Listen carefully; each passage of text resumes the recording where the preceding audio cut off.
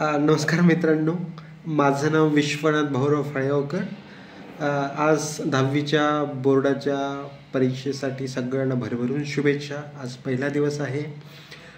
सगळ्यांनी छान सुंदर हस्ताक्षरामध्ये मराठीचा पेपर लिहा. जास्तीत जास्त प्रश्न सोडवण्याचा प्रयत्न करा. कॉप्या वगैरे करू नका. त्याच्यासाठी विशेष प्रयत्न करा की आपल्या मनावरती ताबा ठेवा. वाईट मार्ग जिथे कुठे असतात त्या गोष्टींचा अवलंब करण्याचा तात्काळ थांबा लावा त्याला. म्हणजे you have to stop at the earliest. की तुमच्या आजूबाजूला कुठे घडत असेल तर त्या सगळ्या गोष्टी तुम्ही पर्यवेक्षकाला सांगा, त्यांच्या निदर्शनास आणून द्या. भरारी पथक असतात त्यांच्याशी तुम्ही बोला आणि छान सुंदर पेपर सोडवा. काही मी तुम्हाला गैरप्रकार कशा पद्धतीने होतात ते सांगतो आणि त्याच्यापासून तुम्ही काय खबरदारी घेऊ शकता तेही सांगतो. बघा, इथं मी थोडं लिहिलं आहे. इथं ChatGPTमध्ये ते सगळं वाचून दाखवतो आहे आणि त्याच सगळ्या गोष्टी महत्त्वाच्या आहेत. महाराष्ट्र राज्य माध्यमिक आणि उच्च माध्यमिक शिक्षण मंडळाच्या परीक्षेत अनेकदा विविध गैरप्रकार म्हणजे मलप्रॅक्टिसेस आढळून येतात, जे शिक्षण व्यवस्थेवर नकारात्मक परिणाम करतात. प्रमुख गैरप्रकार कोणकोणते? त्यातला पहिला आहे कॉपिंग. मास कॉपी होते याच्यामध्ये. खेड्यापाड्यामध्ये तर हमखास होते, दरवर्षी होते मास कॉपी. परीक्षेदरम्यान विद्यार्थ्यांकडून उत्तरपत्रिका एकमेकांना दाखवणे किंवा गुप्त चिठ्ठ्यांचा वापर करणे. कुठे अंडरपॅन्टमध्ये नेणे, कुठे ओढणीवर नेणे, कुठे हात रुमालावर नेणे, कुठे अजून कुठ्या गोष्टीमध्ये कॉप्या घेऊन परीक्षेमध्ये जाणे. So we have to stop all this practices. This is not good for future. दुसरी गोष्ट महत्त्वाची, परीक्षेपूर्वी पेपर फुटणे. हे तर महाराष्ट्रामध्ये काय अख्ख्या भारतामध्ये इट्स व्हेरी प्रिटी कॉमन. काही ठिकाणी परीक्षेपूर्वी प्रश्नपत्रिका लीक होण्याचे प्रकार घडतात आणि हे प्रकार पूर्णपणे थांबवण्यासाठी प्रयत्न केले पाहिजेत.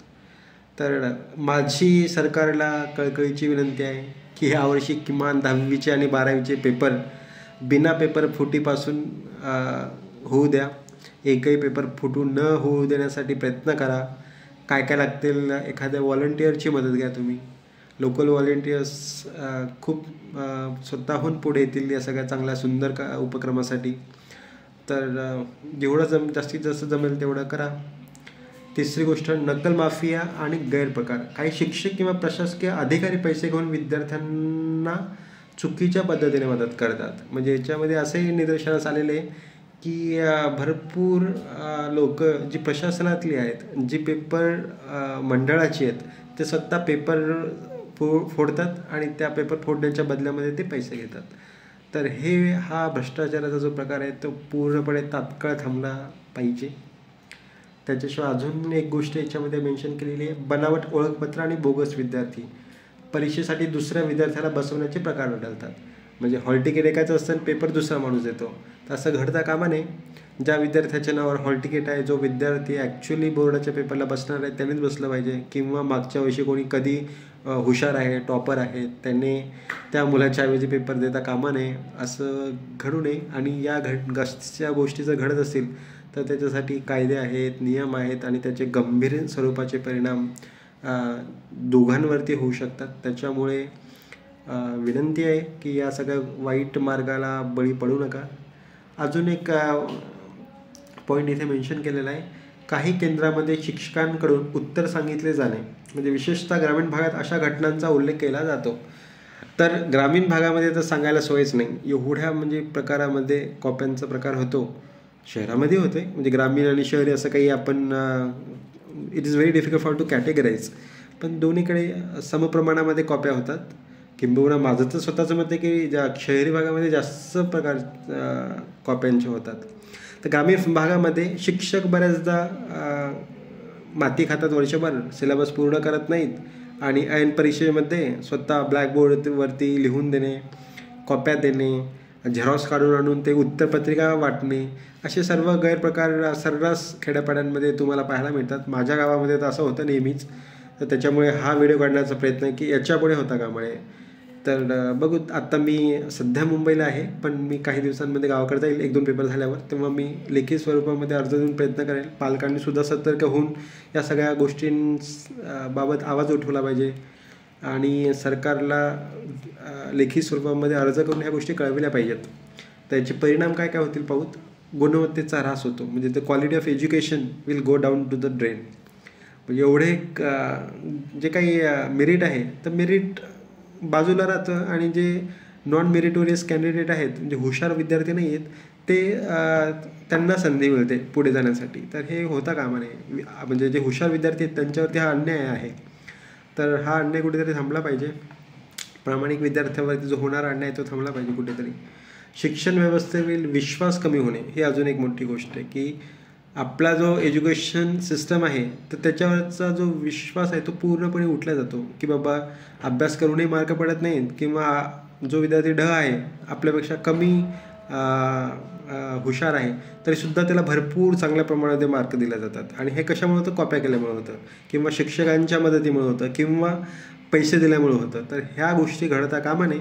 अशा घटना जर घडत असतील आणि वारंवार घडत असतील आणि दरवर्षी घडत असतील तर ह्या सगळ्या गोष्टीला कानाडोळा करता कामा नये. याच्याबद्दल आवाज उठवणं अत्यंत आवश्यक आहे. On top of that this is happening in every state, in all the examination. तर या कुठेतरी प्रतिबंध लागला पाहिजे. जसं आपला न्याय व्यवस्थेवरती विश्वास उठून जाण्याच्या मार्गावरती आहे, तसं या शिक्षण संस्थेच्यावरती उठून जाण्याचे आहे. तर दोघांवरती विश्वास ठेवला पाहिजे, समोर आलं पाहिजे, वाचा फोडली पाहिजे, आणि ह्या प्रक्रिया तिथल्या तिथेच याला थांबवण्याचा प्रयत्न केला पाहिजे. सोडवण्याचे उपाय काय आहेत? एक आहे CCTV आणि तंत्रज्ञानाद्वारे अधिक देखरेख. CCTV is a very good option. It will monitorize everything. नीटच्या एक्झामिनेशनमध्ये प्रत्येक विद्यार्थ्याच्या ज्या काही आन्सर शीट्स आहेत, लिहितानाचा जो वेळ आहे, म्हणजे काय जे everything will be monitorize through CCTV camera. त्या हॉलमध्ये सभागृहामध्ये एक कॅमेरामॅन येतो आणि तो भरगणाचं निघून जातो आणि सगळं गोष्टी शूट करत असतो. तर प्रत्येक हॉलमध्ये CCTV लावलेला असतात आणि तिथे बायोमेट्रिक अटेंडन्स असते with Aadhaar verification. So there are lot of important things that are going on to improve the malpractices, मतलब to stop this malpractices and improve the education and its quality. दुसरे आहे की कठोर नियम आणि शिक्षा. हे तर अतिशय महत्त्वाचं आहे, की जो कोणी सापडला त्याला माफी नाही, चुकीला माफी असता कामा नये. आणि if you get caught then definitely there be severe punishment for that.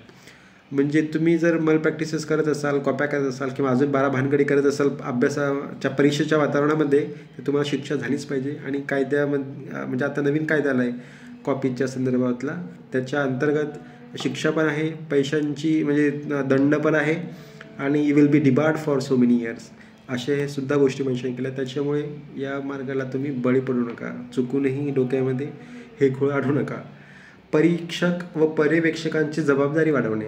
So normally what happens, this people who are observer असतील, इन्स्पेक्टर असतील, म्हणजे जे हे असतात ना, पोलीस असतात, गार्ड्स असतात, सिक्युरिटी असतात. So these security people personal, they have to have more responsibility or additional responsibility with equipment. म्हणजे तुम्हाला जे काही मॉनिटर करण्यासाठी ज्या गोष्टी लागत असतील त्या सगळ्या गोष्टी त्यांच्याकडे असणं उपलब्ध आहे, आणि त्या वापरून ते ह्या गोष्टी थांबवण्याचा प्रयत्न करायला पाहिजे. तर असा हा सगळा व्हिडिओ होता. Thank you so much. प्रयत्न करा, कॉप्या करू नका. कुठे तुम्ही आढळत असाल तर त्याला शिक्षा आहे. तुमच्या आजूबाजूला कुठे घडत असेल तर ते रिपोर्ट करा, आणि चांगले सुजाण नागरिक बना. All the best. थँक्यू.